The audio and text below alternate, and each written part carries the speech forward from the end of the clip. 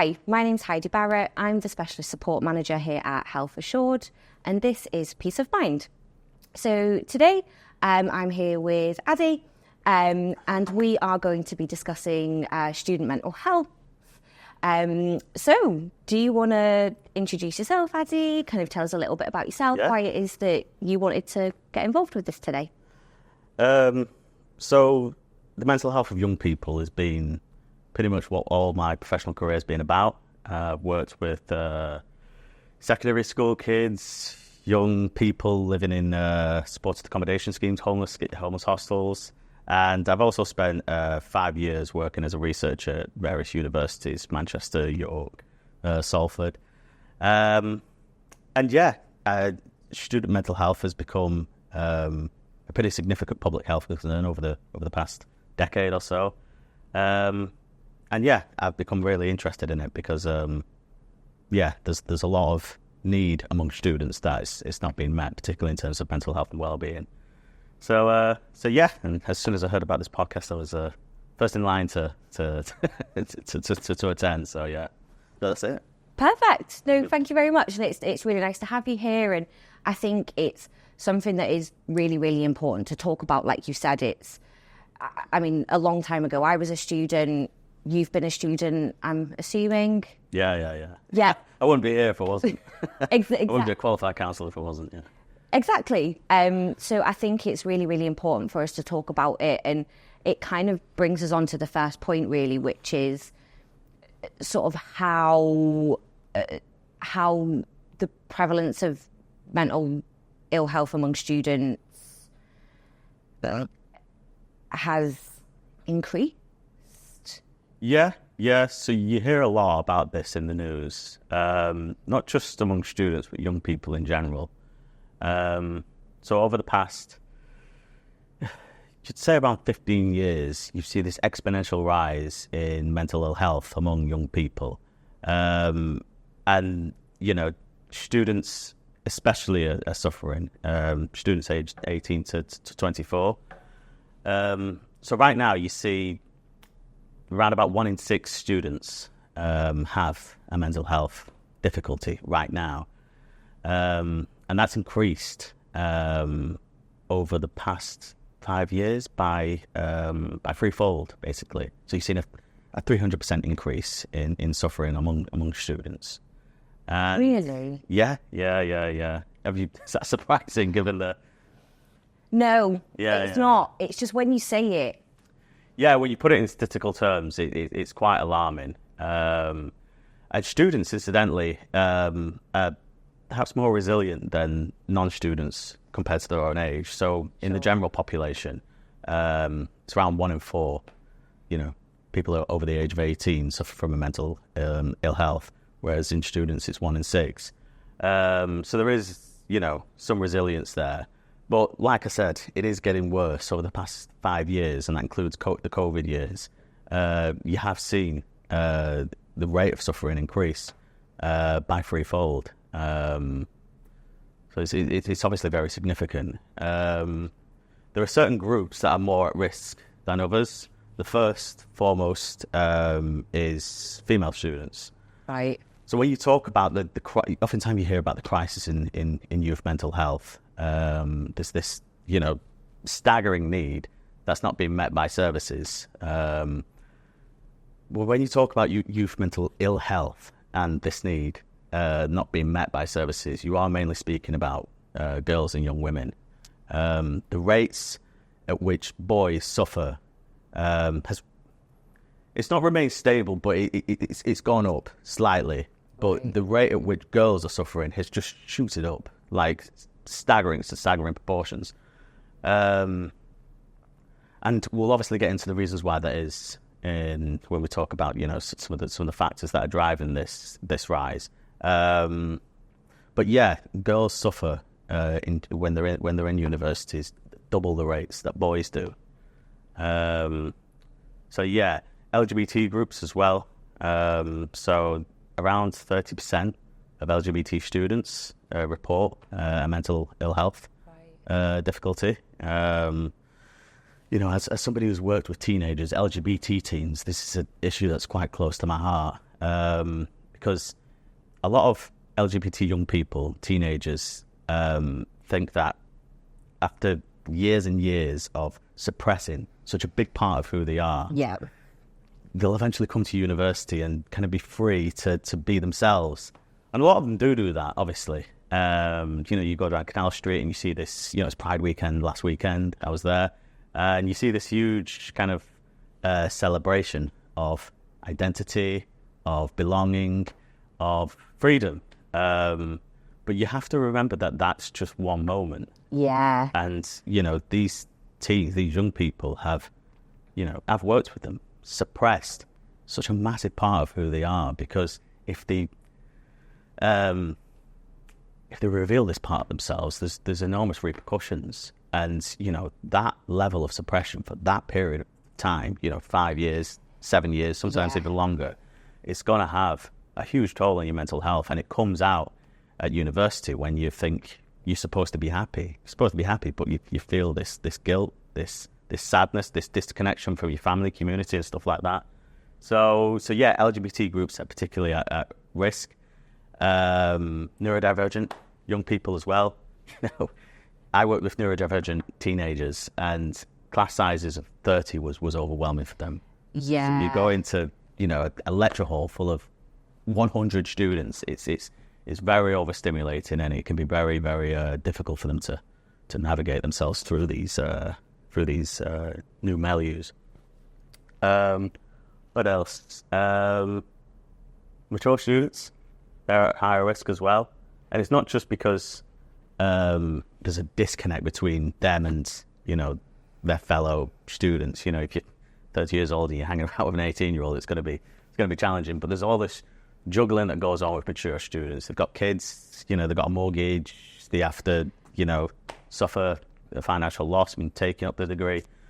So yeah, mature students are more likely to suffer than non-mature students. And also, finally, students from adverse backgrounds, students from poverty, who've suffered trauma in their childhood, who have, care leavers. These are significantly higher risk than students who come from perhaps more privileged backgrounds, and particularly the kids who suffer trauma, because a lot of the times when you are young, you just don't have the mental capacity or the support system to deal with trauma, so you just bury it, pretend it didn't happen, kind of thing.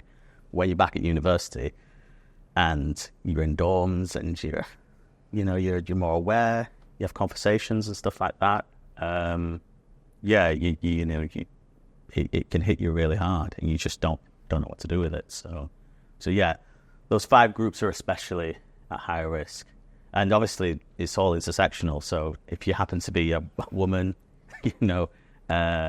LGBT, neurodivergent, from an adverse background, and what was the other one? Neurodivergent background and Mature, there we go. Yeah. If you happen to be all 5 of those, fall into all 5 of those categories, you risk for mental ill health. What's the word after quadruple?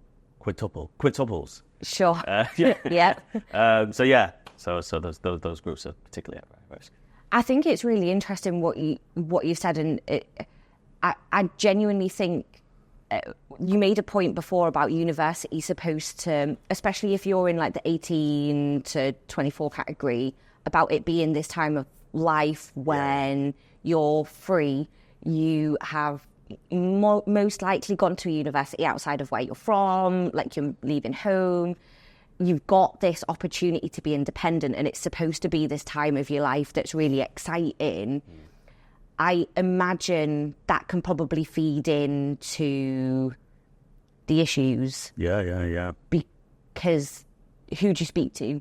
Definitely. Like, you're supposed to be happy, but if you're not feeling happy... You're 100% right, Heidi. And when we talk about the drivers of this, we can discuss it now, so you should bring it up. Yeah. But I have to work with a lot of people who've just graduated. I worked with people who are going into university, therapeutically. And one of the main anxieties about the whole university's experience is this really worth it? I've got so much debt now, like literally like nearly 100 grand's worth of debt. And a lot of the times, because of the cost of living, we're taking on even more debt. Is this really worth it? So when you say, am I living my best life? No, I'm not. But it's costing me £100,000 for this difficult experience. You know what I'm saying? So it feeds into those. Yeah, you're supposed to be having the best time of your life, but for many people, you just don't. It's a period in which you really, really, really struggle. So yeah, it is an issue in that regard. Because I think one of the things, like, again, like I say, it was a long time ago now, but when I was kind of thinking that I wanted to go to university, like, my mum and dad had always been like, you need to go to university, like, this is what you need to do.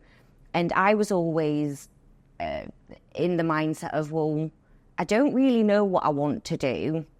And at school, like, obviously when you're younger, I don't know what it's like now. I don't know if there is more support in schools for people in terms of career ideas and development. Yeah. But I literally chose what I wanted to do. It's completely irrelevant now. And every time I see the student loan come out of my payslip, I'm like, oh my goodness. It's depressing, isn't it?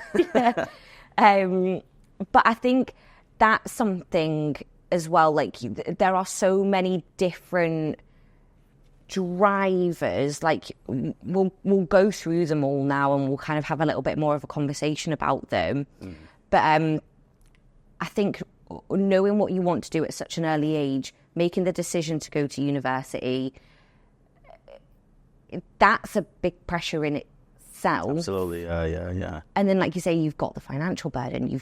There's so many other things that come alongside making that decision to go to uni. Yeah. You are right, Heidi. And there's an argument to say that you're just too young to make those kinds of big decisions. You have to remember that. You take out these huge loans to study something that there's a 50% likelihood that you won't work in the field that you studied. 50. So 1 in 2 students go on to work in profession. I don't know what you did what did you do at university? I did politics and history. And here you are helping. Yeah. So yeah.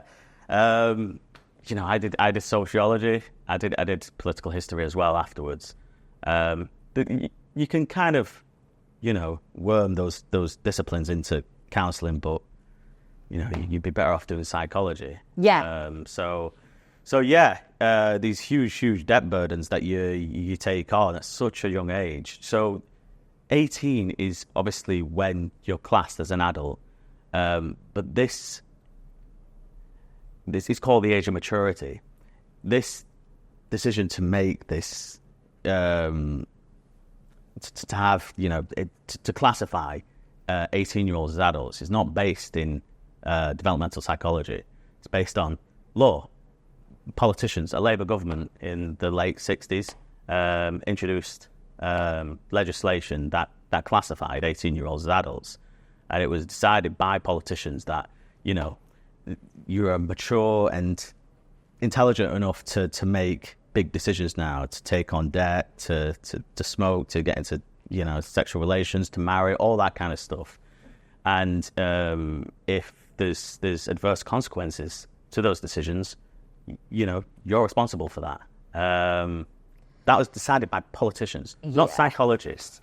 We've made huge kind of strides in understanding the development of the brain, and it's consistently found that the part of the brain that's responsible for like thinking, impulse control, abstract thought, that carries on developing until it reaches a point of maturation around 25 to 28. Really? Yeah. 18, it's just, you don't even stop, Heidi, you don't even stop growing when you're 18. That carries on until your early 20s. And it's just like, as a society, we expect 18-year-olds to make these big decisions that are going to have long-lasting consequences. Yeah.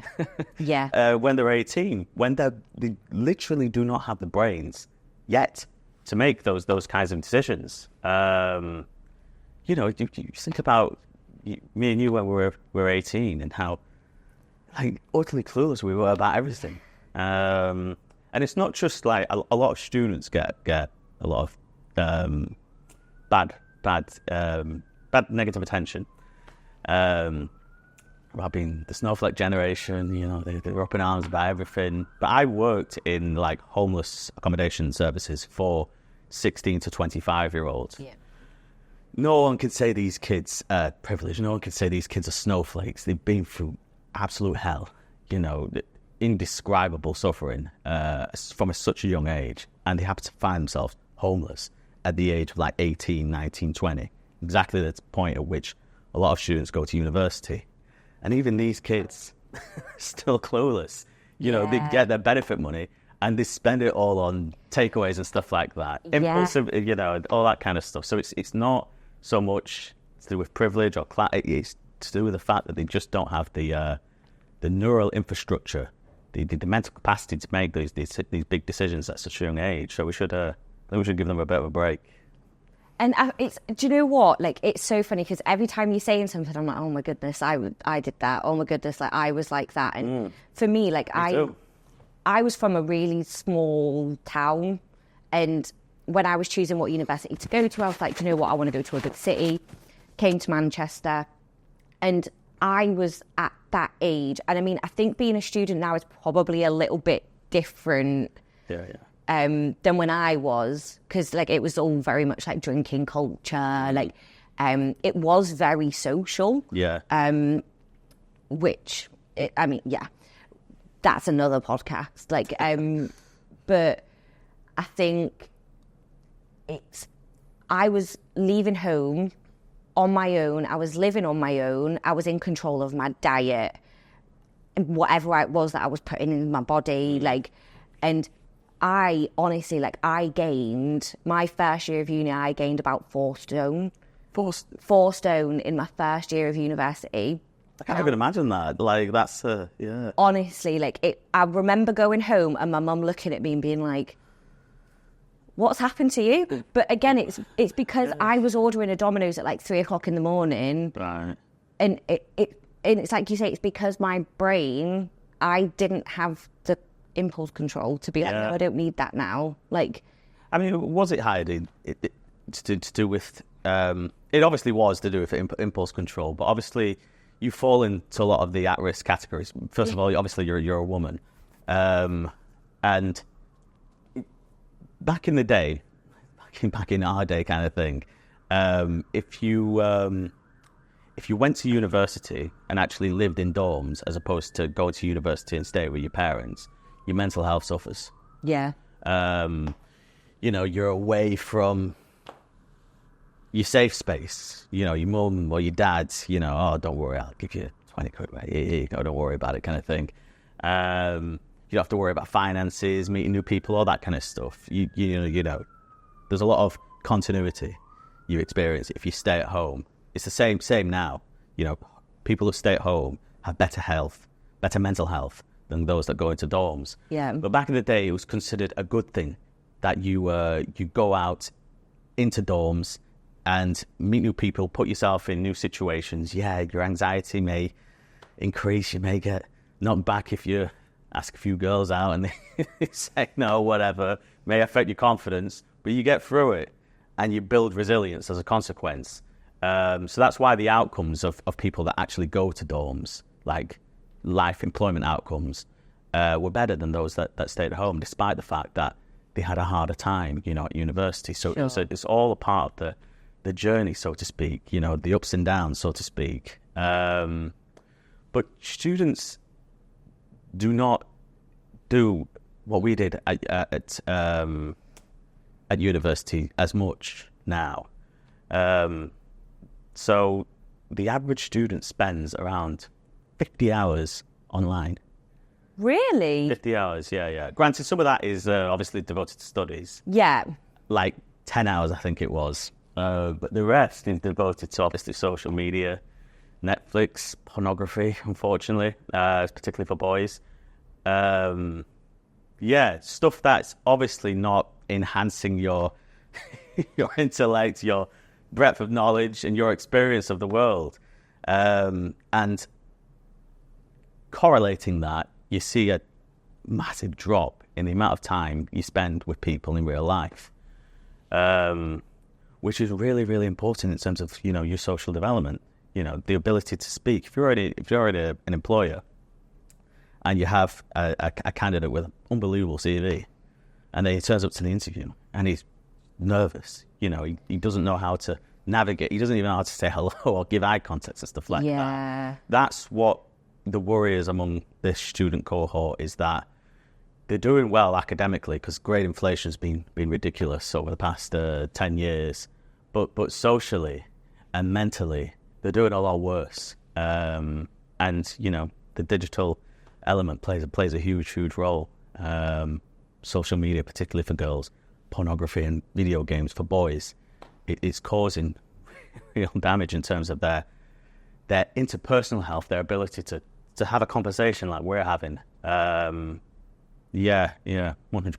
That's a real big concern. I think it's obviously like the digital side of things, because we'll cover sort of one of the things that I know that Health Assured are definitely we ventured into as a business is kind of targeting that whole individuals are spending so much more time online. 100%. That's the way that students in this age range like to communicate. And like we will obviously sort of discuss support. That we are here to provide, and we will go through all of that. But I genuinely think it's you've got the pressure of doing well academically. Like that's obviously one pressure in general. You've got the digital side of things, and I'm 33 years old now, and even sometimes I have to tell myself, right, I'm not going on Instagram, because again, I end up following all these other women, and I imagine as like a young impressionable, Instagram wasn't a thing when I was at uni. Like Facebook, or it was like, was it still MySpace? No, it was Facebook. It must have been Facebook. Definitely Facebook, yeah. But I feel like it's obviously developed so much more over the last few years, and that's me as a 33-year-old having to tell myself, right, I need to stop following this person because they make me feel bad about myself. 100%. And again, I imagine if you're a student, like you were saying, you might not have the the coping skills. But that's the thing, Heidi. I mean, when we talk about mental ill health among young people, students, non-students, whatever, you are speaking about girls, females, and a lot of people are attributing that to social media. Girls are more vulnerable to those images. Boys can have their self-esteem boosted by, being good at sport, being funny, being a good conversationalist, even being smart and stuff like that. But at that age, when you're a teenage girl or a young woman, for a lot of them, the only validation they receive is through, compliments regarding their appearance. That is, the thing is, it's so true, but it's crazy. Yeah. Like, it is crazy that is something that, girls have to... Yeah, it's still... It's still a massive issue. And it's not just that as well. It's a lot of people don't know this, but 18 to 24 is the age range where you're most likely at any point in your life to have depression, anxiety, eating disorders, self-esteem issues, body dysmorphia. This is the period of time where you're most likely to suffer, irrespective of whether you're a student or not. And for girls especially, this is the age range where you're most likely to experience sexual assault, abuse, intimate partner violence. You have to think about when your first boyfriend was. It's round about now, your first serious boyfriend. This is the first time you may have sex, and some of the sexual experiences women have to process at that age. It's just staggering. So when you look at it all as a whole, Heidi, you can't be surprised that young women, girls, essentially, are struggling at staggering proportions. It's getting worse as well. Just want to talk about the, before I move on, because there's a lot of said, like, when I say that, student mental ill health has increased, threefold, people will say, oh, it's just to do with reporting. It's not to do with underlying distress. People are just becoming more confident and more comfortable speaking about these issues. And there is obviously that plays a huge role. So reporting to UCAS before you embark on your university journey, they ask you questions about whether you have a disability, and the amount of people reporting a mental disability, depression, anxiety, PTSD, has shot up by 900% within the space of 10 years. So it's a staggering statistic. But the thing is that a lot of that would be to do with increased reporting. Because if universities saw a 900% increase in mental ill health among their student bodies, lecturers will be overwhelmed. Wellbeing services will be run to the ground. There'll be a real crisis at universities. So obviously it's not a 900% increase in real distress. A significant proportion of that statistic is attributable to increased reporting, people becoming more confident and comfortable in saying that. But that shouldn't be dismissed as it's just increased reporting, because there is ways in which you can untangle the effects of mental health campaigns on reporting from actual rates of underlying distress. And the way you do that is by looking at the suicide rate, self-harm that ends in hospitalization, so you hurt yourself so badly that you need critical care, the rates of serious mental illness, so bipolar disorder, schizophrenia. In all three of those categories, we've seen increases, particularly among young people and also students. The rate of self-harm that results in hospitalization, there was a report produced last year, and the data is a bit out of date, but it still indicates, the direction of these trends. In this report, it suggested that self-harm leading to hospitalization among students, UK students, has doubled within the space of 10 years. You know what I'm saying? Really? Yeah. So it's just like there's girls in dorms or wherever they are, hurting themselves so badly that they need to go to a hospital, otherwise they'll be in a bad way physically. So it shouldn't be dismissed as just people are just becoming more confident in talking about their mental ill health. A lot of people have their identity wrapped around being depressed, all that kind of stuff that you read about in the newspaper. There is an effect of mental health campaigns, but the underlying distress is definitely 1,000,000% increasing. And society, universities, organisations like Health Assured, we're responding to that. I was going to say, like, you've worked in universities, like, they are changing the way. I'm assuming they're changing the way that they deal with things. Like, yeah. So back in the day, I keep on saying back in the day, it wasn't that long ago. Back in the 1960s, it's like literally like 15 years ago, 10 years ago. Universities had a lot of flexibility in terms of how they support students that report mental ill health. So when I first went to university, I suppose as a kid, I just didn't deal with a lot of the stuff that caused me distress. Just kind of like keep it quiet kind of thing. Yeah. And then when I went to university, it did start to affect my interpersonal functioning. I was absolutely awful with women, for example. Just couldn't act like a normal person. Sure. Yeah. And it was obviously getting in the way of me enjoying myself. So I went to counselling, university counselling. And the therapeutic offer was just brilliant. I could have it for as long as I wanted. We'd go in deep. It wouldn't be like outcome focused. You have to be, presenting this. You could just say you're struggling. And you'd have a counsellor, and you'd have the same counsellor for an extended period of time. I remember when I went away, I went to the United States to study for a bit, and I came back, and I just wanted to speak to my counsellor who helped me through a few things, and just say, thanks and all this kind of stuff. And he says, "Oh, do you want to carry on? I think we should. We've got a lot of work to do." I was like, "Nah, it's all right. Don't worry about it." And you could tell he wanted to, to carry on working with me, but that indicates how much capacity they had back then.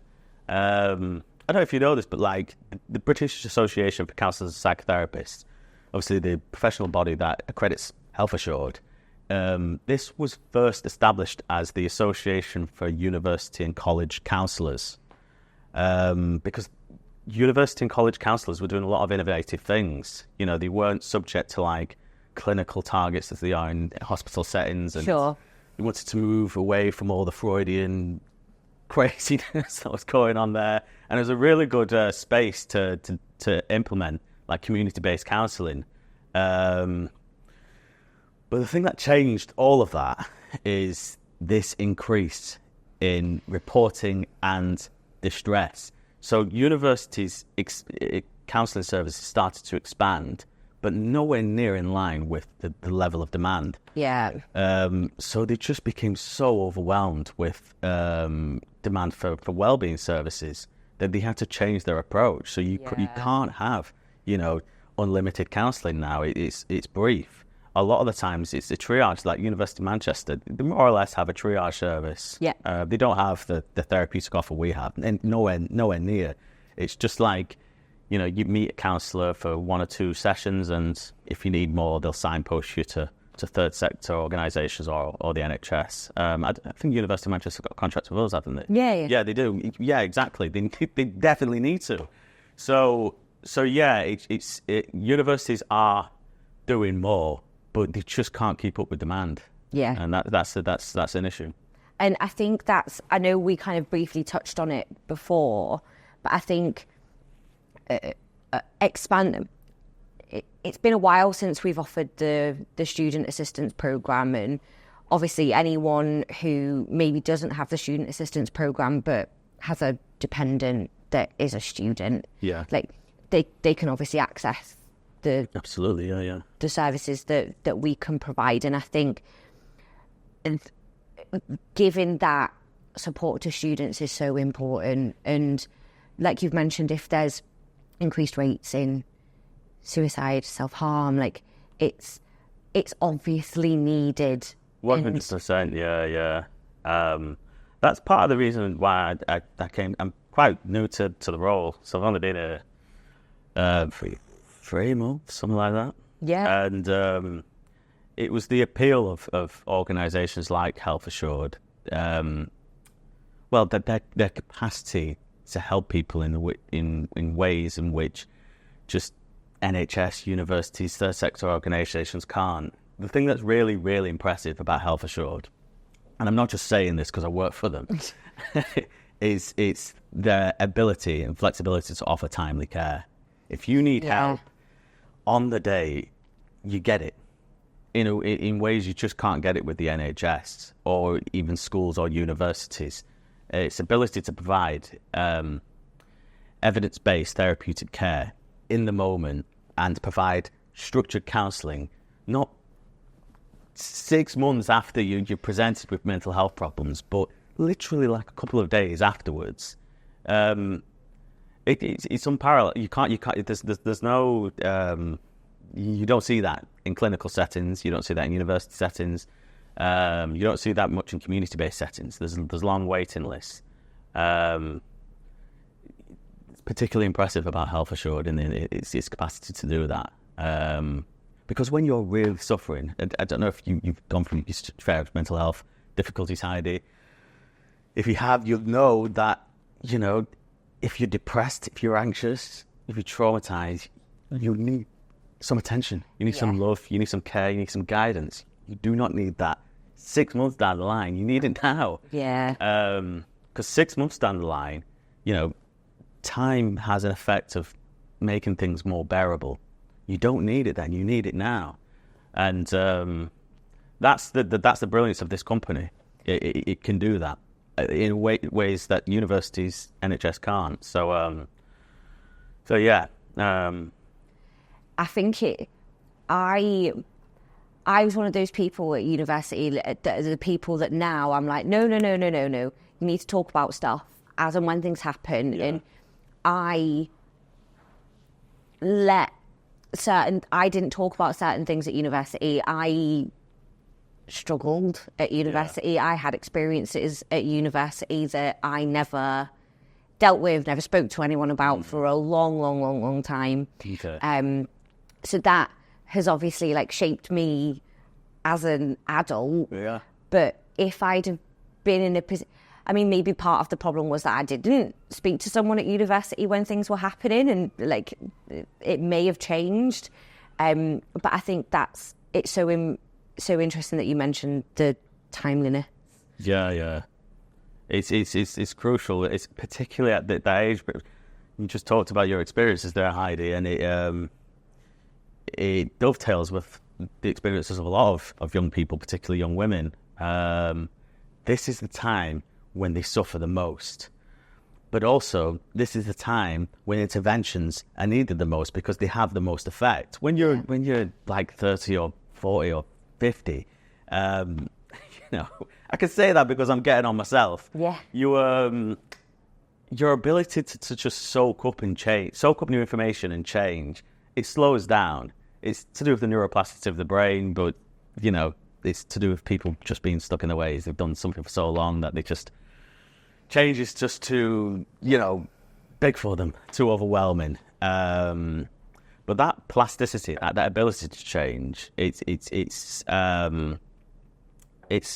seen more in those age ranges among young people. So if you want the interventions to have the most effect, do it early. That's why early interventions is such an important thing, because if you do it early, it means that, you won't be suffering later on in life. I think 75% of mental health problems experienced among the adult population have their antecedents, have their origin in what happened to them when they were in adolescence. I can't stress how difficult, challenging, and risky this period is. Interventions are really, really important. And, if you had that intervention, that support when you were, if health assured existed when, when you go to university, Heidi, it could have saved you a lot of distress in your later years. Well, that's it. And I think it's just being super clear about the support is here. Mm-hmm. If anybody needs anything, we're here to support. We can provide that in the moment support. The team that you're on. Absolutely, yeah.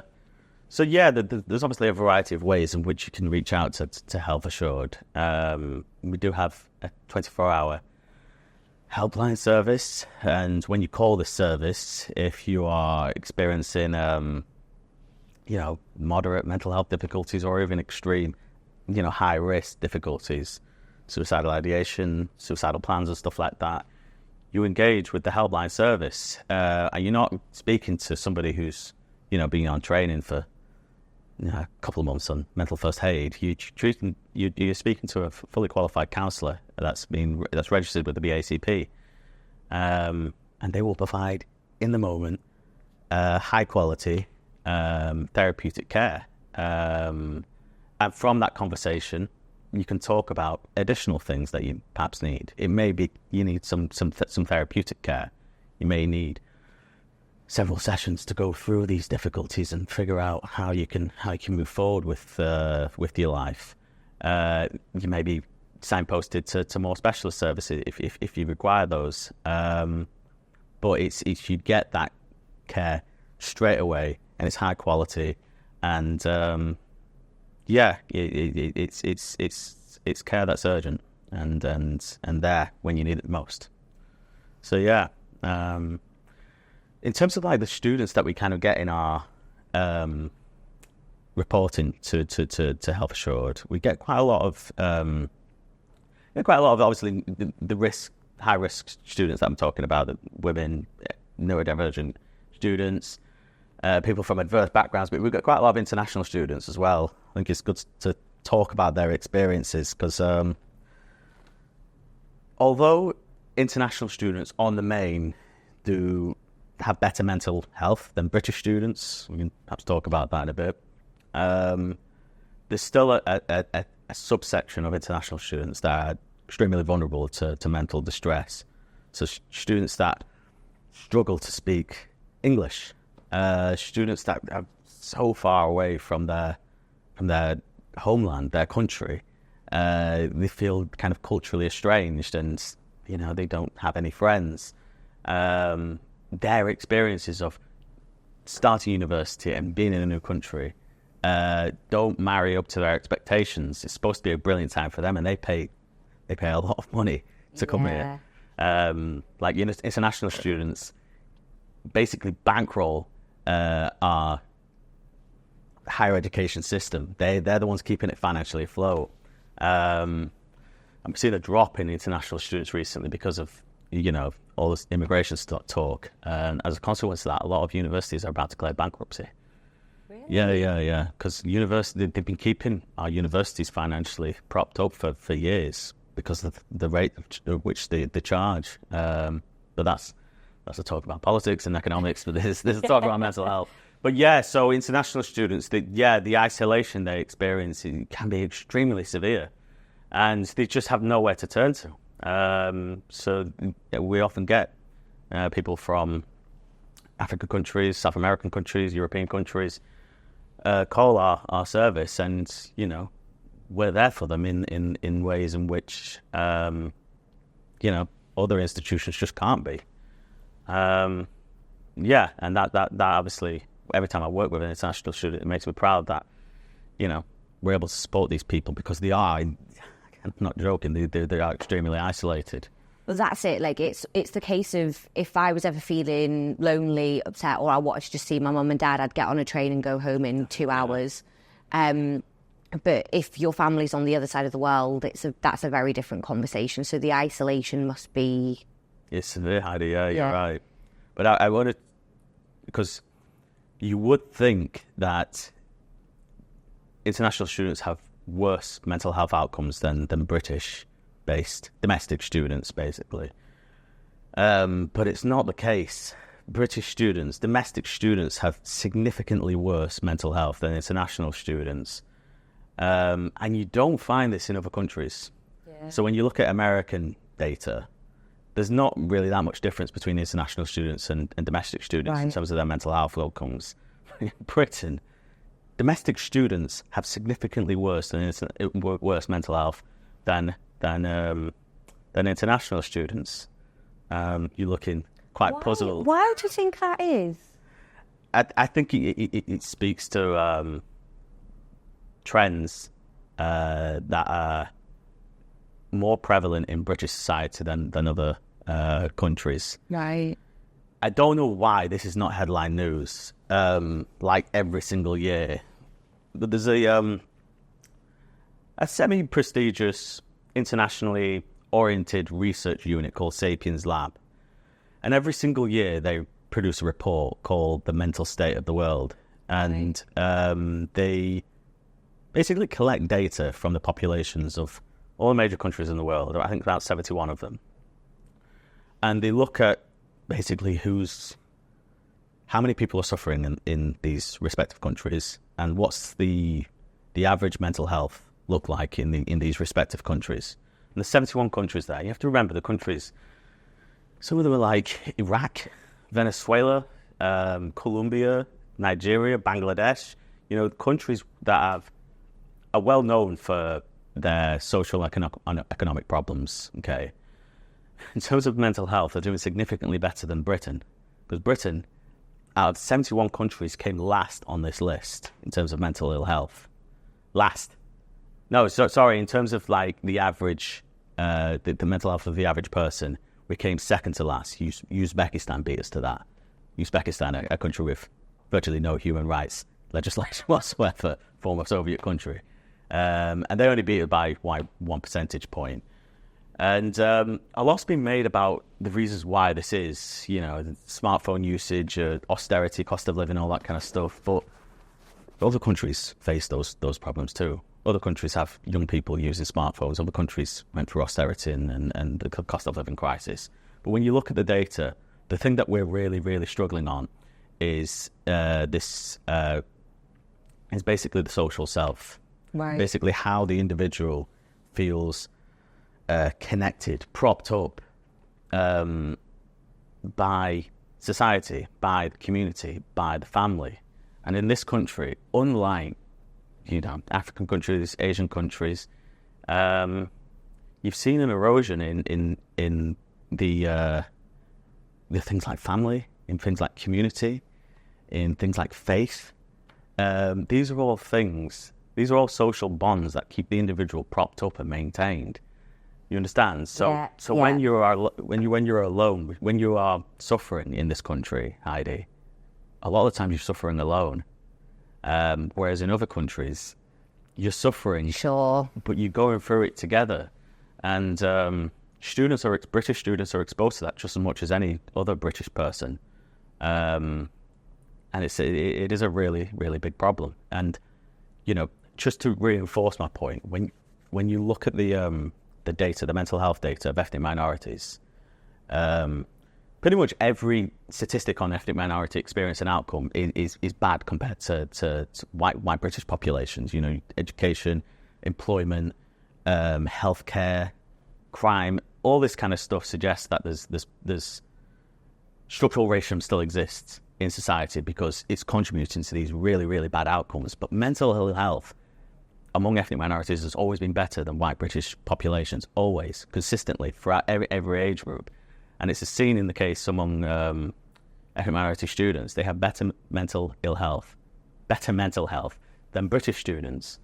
And part of the reason is the fact that they're not exposed to the things that are going on in British society right now that's contributing to the erosion of the family, community, and all that kind of stuff. You can go to an ethnic minority neighbourhood,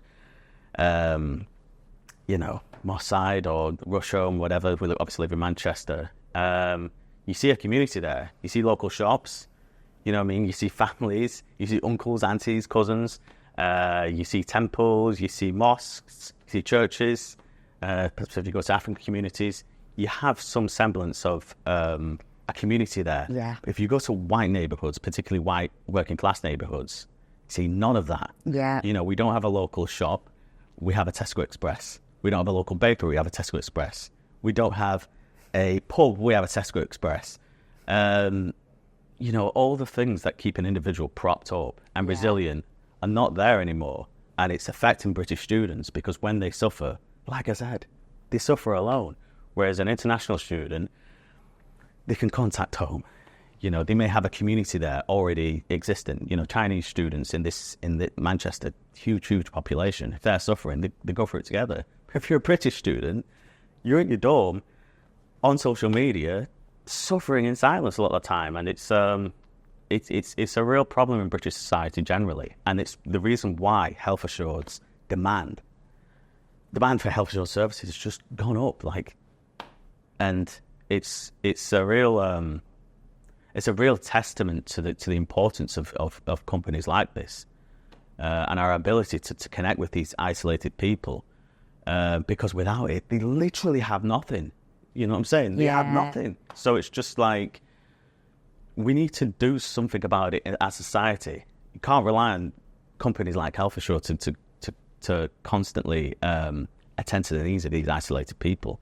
We do a fantastic job, but we're not superheroes. Yeah. So yeah. Yeah.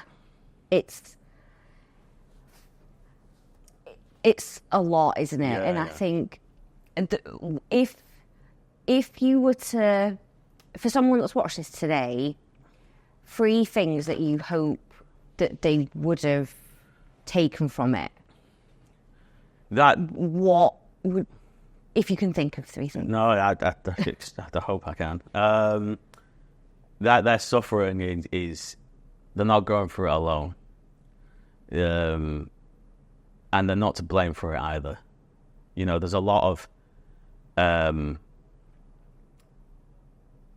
there's a lot of self-blame that goes on, particularly among young people. You know, I should be living my best life. I should be looking this way, and I should be getting these grades and stuff like that. And it's just like, remember that this period of your life is going to be very, very hard. It's going to be challenging. You're going to be pushed in ways that are uncomfortable.